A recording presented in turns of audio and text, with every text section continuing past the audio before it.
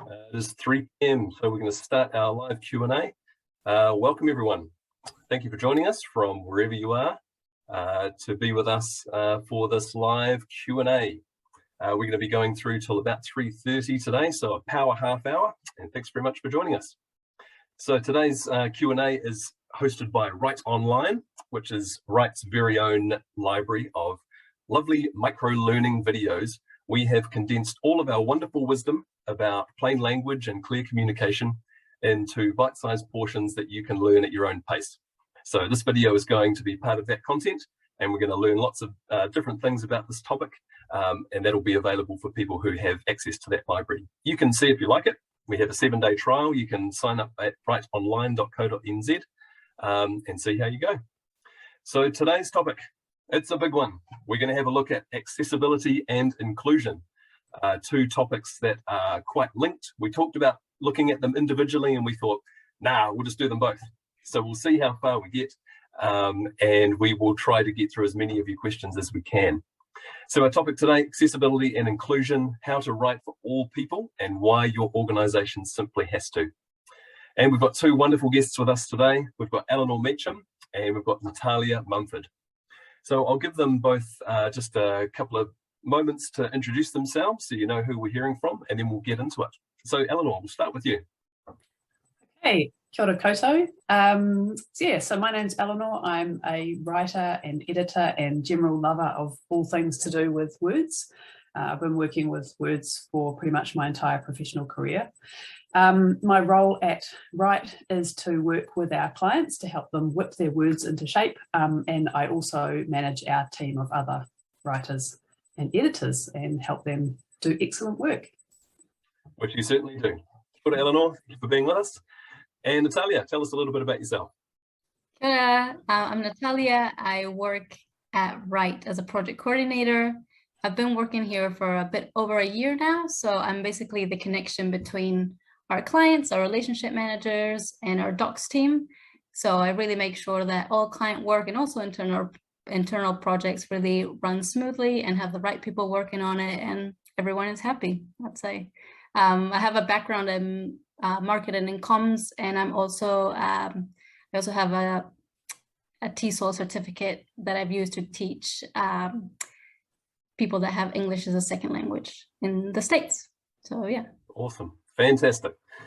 Okay, so I'm going to be asking the questions today of these two lovely people, and I encourage you, if you're watching wherever you are, you can submit your own questions as well. Down the bottom bar in Zoom, you'll see there's a Q&A function. You can enter your question in there, and then we will do our best to fit in as many of your questions as we can. So send them in at any time, and apologies if we don't get to it. Sometimes we do get too many questions that we can answer in one session. So what I thought we'd start with, first of all, is begin with a little bit of definition. It's a really huge field, accessibility and inclusion. So I'm going to ask, first of all, just kind of, if you had to define it in your own words, accessibility and inclusion, either together or separately, what would you say? Eleanor, how would you define those things? Yeah, well, I would say that accessibility and inclusion are different, but they are very closely related. So I would say that accessibility is about creating things that everybody can access and use, no matter who they are or what barriers they might have. Inclusion is more about creating things that people feel comfortable accessing and using, so they feel welcomed. So it means thinking really carefully about your audience, making sure you don't actively or inadvertently exclude certain people. So do you mind if I give an example here? It's not a words-related example, no, that's good. but I think it illustrates the point quite well. So imagine you're building a community centre in your community. You want to make a space that is for everybody. You want everybody to come and you want everybody to use it. So to make it accessible, you would start with the plans, and you would plan for for example, you'd make sure you'd have mobility parking spots out the front. You'd make sure you have a wheelchair ramp up to the front door. You'd have nice wide doorways for wheelchairs to get through. You'd have nice, large, clear signage so that everyone can read it. You'd make sure that the kitchen and the bathrooms were really accessible. So then you have a building that's totally accessible. and everyone in the community can use it. But what if you then only schedule activities that appeal to a certain proportion of the population? So say you've got loads of activities for people who are retired, but you've forgotten to have any activities for parents with toddlers or for teenagers. So then not everyone in the community feels like this community centre is for them. They don't feel included, and they might feel actively excluded. So you have a space that's accessible but not inclusive. Interesting. I love a good analogy, and it's thank you for that. It's a very visual kind of way in for this whole topic. Thank you, Eleanor. That's a good one. Natalia, how would you define it? Are there certain important things for you that define those terms, accessibility and inclusion? Yeah, so I think accessibility has more to do, as Eleanor pointed out, as like enabling people to access something. I see it more specifically with information. It's about giving information in a format that everyone can access, basically. And I think accessibility is more about inclusion is about not letting people feel left out. So they feel like part of the community and they have a say in whatever we're discussing or sharing with them. Nice. Awesome. Okay, so it's a really huge field, and in some ways I think it's really accessibility and inclusion is in some ways more of an attitude. You know, it's a direction to head in, and then there are so many different ways to be inclusive or to make something accessible. So the next question I have is for those people who are watching from wherever they are, they're probably saying, yep, that sounds great. How do I do this? How do I make my information accessible or inclusive? So let's talk about some really practical things that people can do or consider when they're putting together, say, a letter or a form or a report or whatever it is. Eleanor, what are give us some top tips for designing accessible and inclusive documents? Okay, so top tips.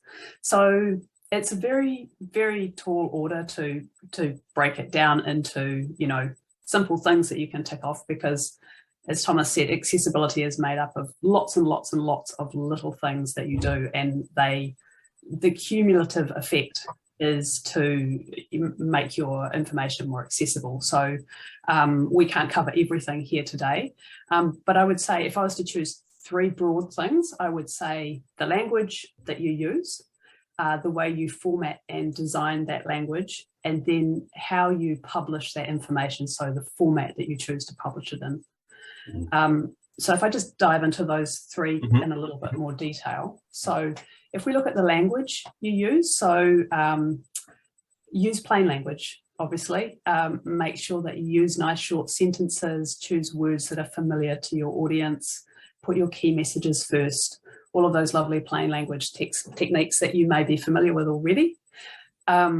Make sure your language is really respectful and inclusive. That includes things like using people's names correctly. In the New Zealand context, acknowledge people's iwi if they have one. Know how to handle te reo Māori in a document. Do you weave those two languages together? Do you have a translation? Do you have, the same information in two different languages? There are lots of things language-wise that we can use to make information accessible to people. The second one, formatting and design. My goodness, so many things here. I'll just name huge. A few. It is really huge. Things like making sure you've used a big enough font size so that people can actually read your information. Really important. Make sure you have plenty of white space on the page so your words have room to breathe. Use colour really carefully. Make sure there's plenty of contrast between your text and the background. So again, this is all about readability and legibility. Write links that clearly describe where people are going to go to when they click on the link. And if you have visual elements, you need to make sure they have text descriptions so that people who can't see the images can read about them. And same goes with video. Okay, so that's language, formatting and design. And then my third top tip would be choose the right format for publishing your information. So, if you're publishing information on the web, I would prefer a web page over a downloadable PDF or a Word document because it's just much easier to make that format accessible. So think really carefully about who is your reader, how they're going to use this information, publish it in the right format for them. Awesome. Okay, and I guess the coming back to that, the approach of being accessible and inclusive is kind of at the heart of plain language, isn't it? Plain language really about writing for whoever your reader is, and to be able to write effectively for them, you need to know who they are. So you need to find out about these people that you're writing to. Natalia, what are some important things for you when you think about if people watching are going to write things that are accessible and inclusive? What would you recommend for them in terms of practical things they can do? So yeah, I can really relate to what Eleanor was saying before, but for me, like very simple things are like choosing fonts that are really legible, that are easy to pick up. Like if we use like serif fonts, they add like extra details to the letters that we don't really need. So just picking simple fonts that are rounded, especially, I think are really easy on the eye and less distracting.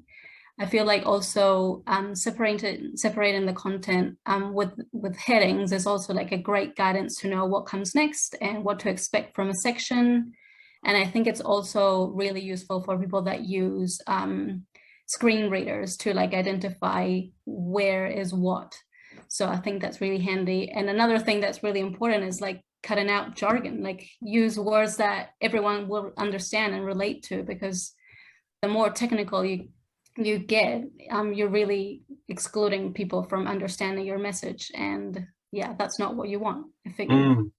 And sometimes that jargon can come from lots of different places, can't it? It can come from people being subject matter experts in a certain field and they just get so caught up in that language, or sometimes people want to show that they're very knowledgeable, and sometimes that can be through using big words, but the cost is that we do exclude people, don't we?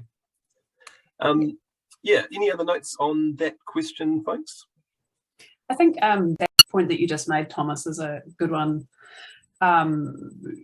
It's always about thinking about who is your reader, and I know that there will maybe people who are thinking, well, sometimes big words or technical words are actually right for my reader. And again, it's always thinking about who are you writing for. If you know that your audience is very small, maybe you're writing for 2 or 3 expert people in your organization, you know they understand all those terms. Well, in that case, that's okay. But if you're writing for a wider audience and you don't know, you don't know everybody who you're writing to, you can't make assumptions about what they do and don't know. So it's best to assume that you may be excluding people if you don't go for nice and plain and familiar.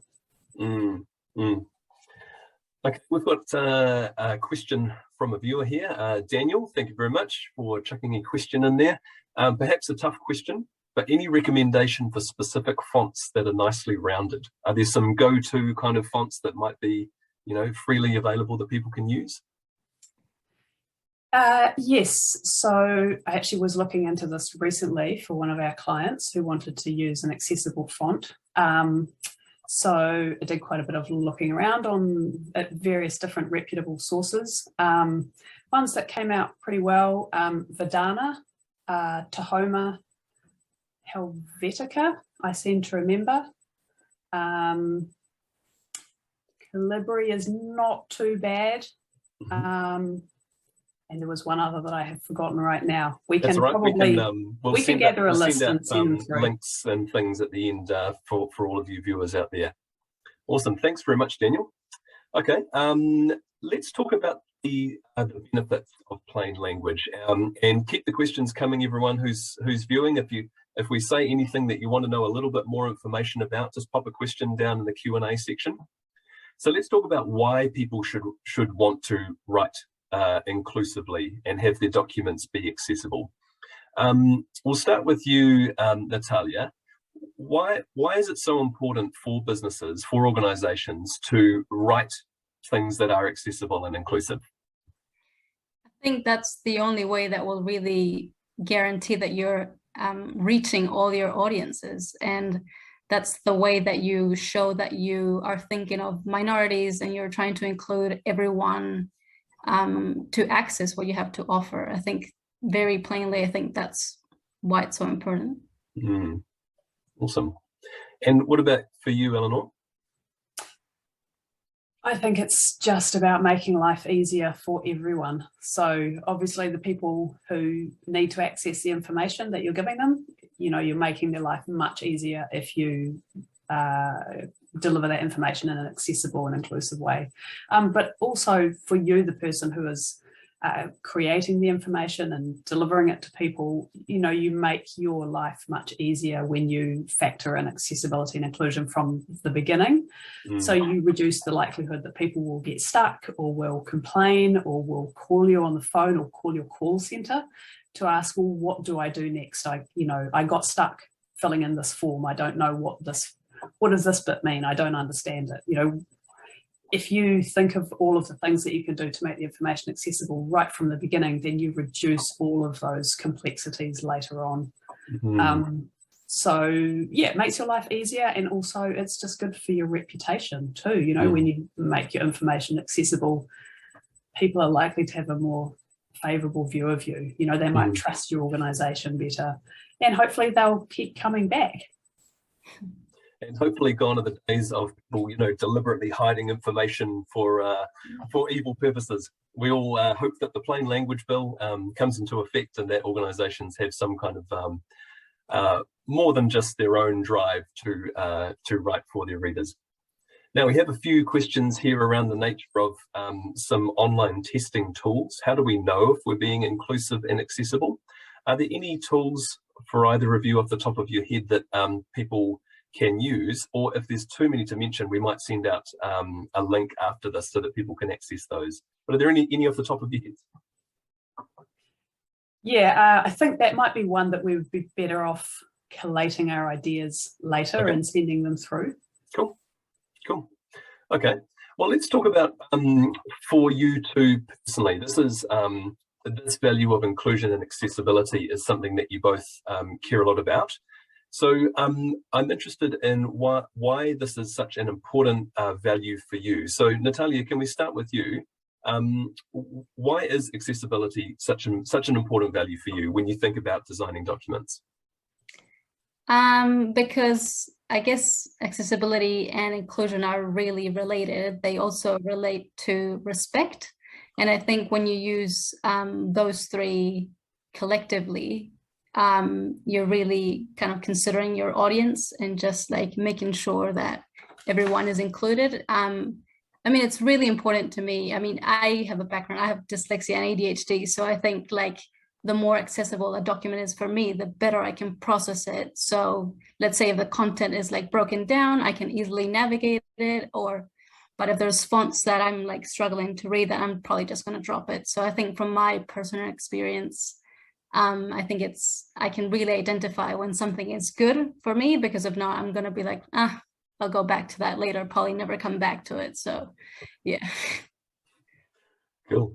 And Eleanor, where does the drive for you come in this value? I think it's just about human rights. Everyone should be able to access information that is for them and that is about them. There's no reason to exclude people, so let's not. And also, I believe in democracy. I think that I really believe in the power of citizens making good choices about our collective future, but we can only do that if we have, clear information that we can all access and understand, and that is written in a way that is for us, the people. Awesome. It's really fundamental. Yeah, absolutely. I love the human rights aspect of it, because sometimes people think about plain language, or their writing, and they go, it's just commas and semicolons and things. But it's so much more than just those individual pieces. All of those pieces come together to achieve something much greater. And whenever we create a document that is hard to read or hard to access, it just puts a barrier between us and the rest of the world. So that's a really tricky thing. Absolutely. I think it's also, you talked about, assumptions there. I think it's easy to assume also that accessibility and inclusion is about a very small minority in the population, but it really isn't. It's about all of us. we all of us can face barriers to accessing information at different times. We could be born with disabilities, or we could just be going through a really stressful time that makes it harder to take in information. Anything on the spectrum to, we could be anywhere on this spectrum of having a barrier to accessing information, and at different times in our life, we'll experience different barriers. So when we make it easy for everyone, all of us benefit. Ka pai. All right, this one is from Meredith. It's about alt text. Is alt text preferable for images, or is it okay to write a description of the image underneath? Also, is there any recommended font size for visually impaired people? So a two-parter. Part one is about alt text. Should you write a description underneath? I think you have a real opportunity using alt text and having a space underneath the image for a caption to actually do two different things there. So the alt text is about explaining to somebody who has a vision impairment, what is this image showing? Could be an image of Natalia with a plant in the background. It's a woman with long hair and glasses and a plant in the background, right? But if we use the space underneath the image to say something that is related to the text. So maybe we've written a blog post about Natalia and her plant, and we want to say underneath, Natalia has over 30 houseplants and she waters them every day. So it's an opportunity to do something different with that piece of text. So I think, use those two options to do two different things. Awesome.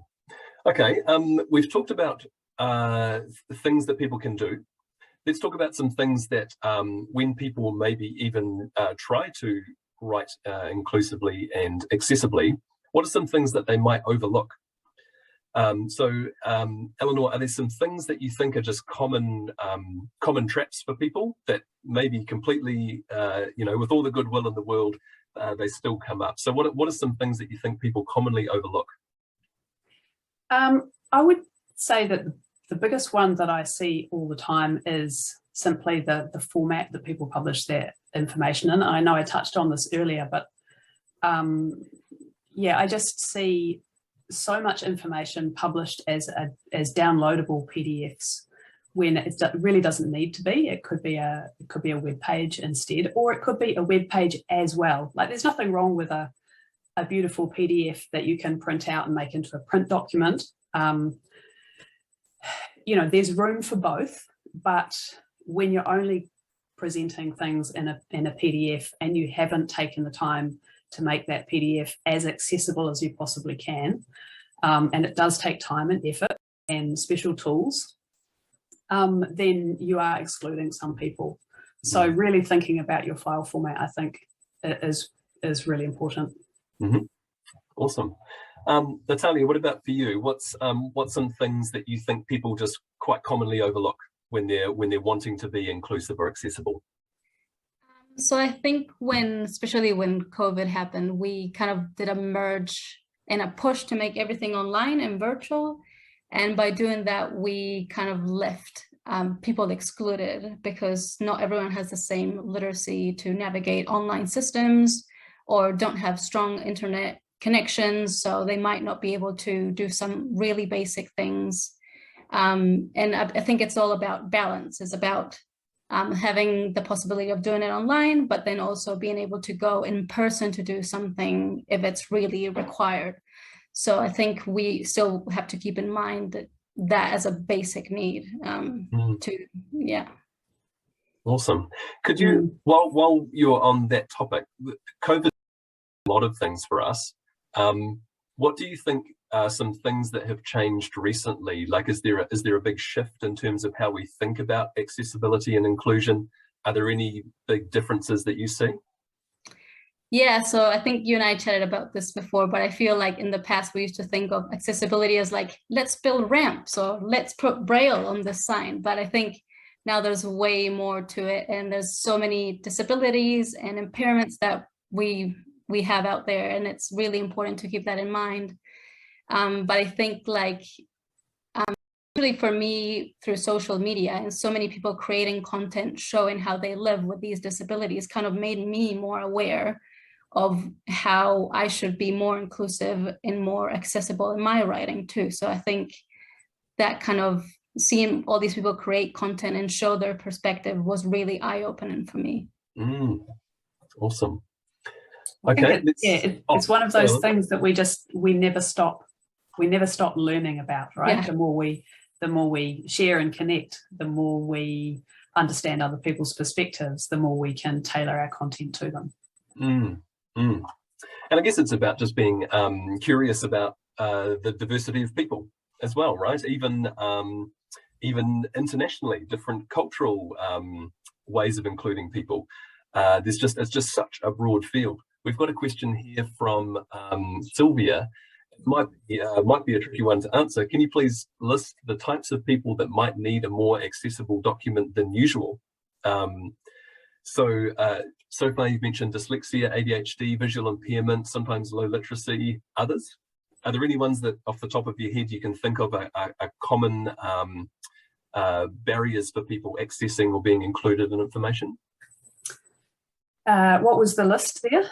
Yeah, so dyslexia, ADHD, visual impairment, possibly low literacy, maybe I think of English as an additional language. Also cognitive impairments, possibly even, what do we call them? Physical impairments, like, you know, perhaps you've broken your arm, or you've got arthritis coming on, you know, and it's harder to navigate around. So, you know, the simpler your information is structured, the easier it is to tab through.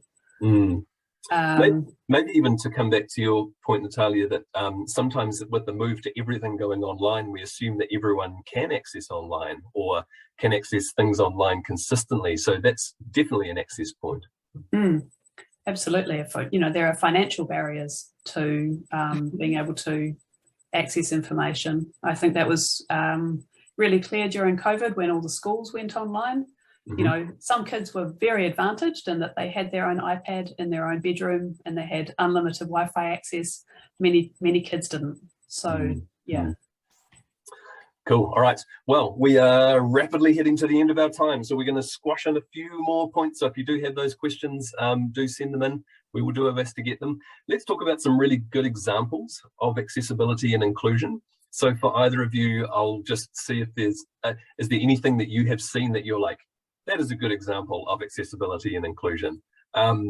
Natalia, let's start with you. Is there something that just off the top of your head you can think of as a good example? Yes, so a few weeks back, a workmate actually put together a Loom video for me. So if whoever who doesn't know what this is, so it's basically a screen recording and basically your little face that walks through a document or walks through a system. And yeah, a workmate did a recording of a system for me and showed me something that I really needed to know. And that was way easier for me to process than if I got a long email of like, click here and then go here and this is going to happen next, or doing print screens. I think that was going to be too messy. So I just think it's about like finding formats that can work better for everyone, and even asking the question like, is this useful? Is this like unclear to you? Is there any other ways that I can accommodate your question? Like, I don't know. I think that really stuck with me and I was like, okay, yeah, that works. So yeah. Cool, awesome.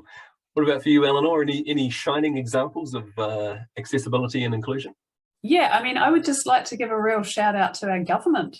You know, so many government departments now are just doing a really great job of creating really clear, accessible content. I had to help my son recently just review his very first ever employment contract. So I went through it section by section, clause by clause, you know, and there were some things I weren't sure about. So I went online, you know, looked on 3 different government websites, found the information I needed. It was really clear. It was really easy to understand. I didn't have to look at any legislation. You know, it was all there for me, spelled out in simple terms that was easy to understand. So yeah, well done. Lovely. Oh, that's awesome.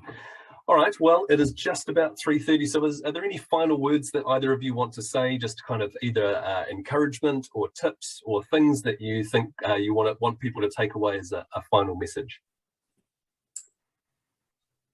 Yeah, absolutely. I think that the thing to remember with accessibility is that everything that you actively do to make information more accessible and inclusive, it adds up. So, you know, it's a big topic. We don't all know everything. You know, we're all learning all the time. Things are changing all the time. There are new things we need to know, we need to keep up. But start with what you do know and build on it. You know, don't assume that because there's a lot to know and you don't know everything yet, that you should ignore it. Just start where you are and keep building. Awesome. Yeah. And also, yeah, it's about having a conversation about how we can better accommodate people that have other learning disabilities or have other impairments, and just like kind of work to make it better for everyone. Woo, nice. Okay, well, that's the end of our webinar, everyone. Just a reminder, this has been hosted by Write Online, which is Write's own micro-learning library of videos, and this is going to be content on there. So you can sign up for a free trial if you'd like at writeonline.co.nz and see if it's for you. So thank you very much, Eleanor. Thank you very much, Natalia, for joining us, and thank you to all you folks for joining us wherever you are. All the best with your writing, and make sure that you're aiming towards that wonderful goal of being completely accessible and completely inclusive for everyone that you're writing to. All the best, and kia ora koutou. Thanks, Thomas.